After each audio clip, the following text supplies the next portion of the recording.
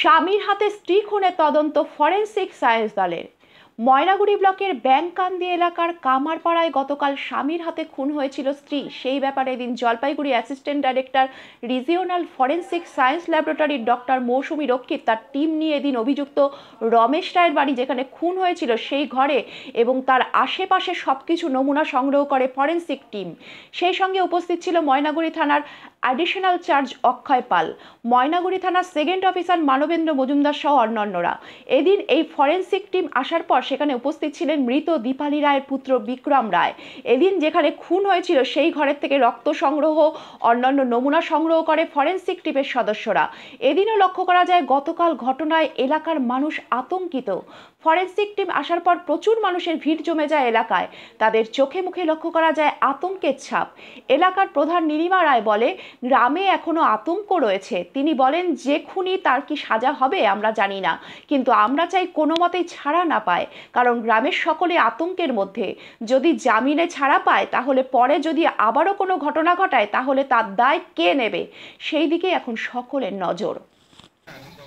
আমার নাম নীলিমা রায়।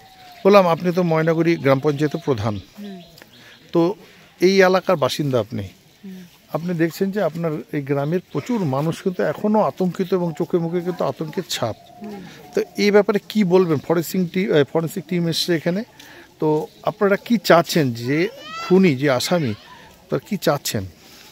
এবার দেখেন, উনি এবার মনে করো উনি তো মেন্টালিটি ওর একটু ব্রেনের সমস্যা আছে।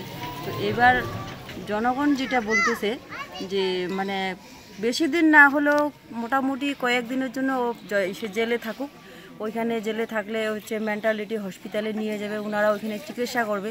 চিকিৎসা করার পর অটোমেটিক উনি সুস্থর দিকে আসবে। তারপরে যদি বাড়ির লোক মনে করে নিয়ে আসবে সেটা ওদের ব্যাপার, যদি নিয়ে আসতে পারে নিয়ে আসবে। আর যদি এবার ওদের মনসুক্ত ভাব যদি বলে যে না নিয়ে আসবো না, তাহলে যাবজ্জীবন জেলেই থাকবে। এইটুকুই আমার বলার।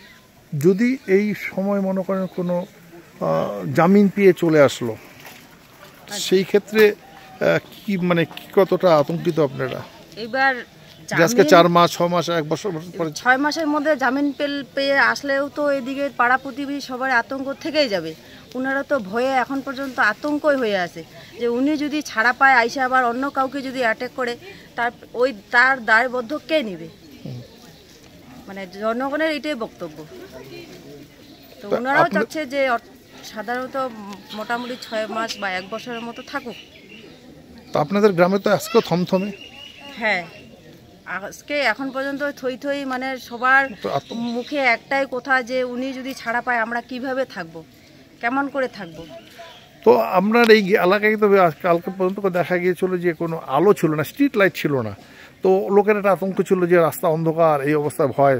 তো আপনারা কি স্ট্রিট লাইট লাগিয়েছেন?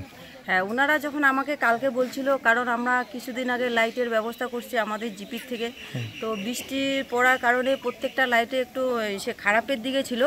তো কালকে যখন ডেড বডি আনার পরে শ্মশানে নিয়ে যাওয়ার পরে আমি এখানে লাইটের ব্যবস্থা করে দিই, প্লাস আজকের দিনে আরও কয়েকটা লাইটের পথবতের ব্যবস্থা আমি করে দিছি।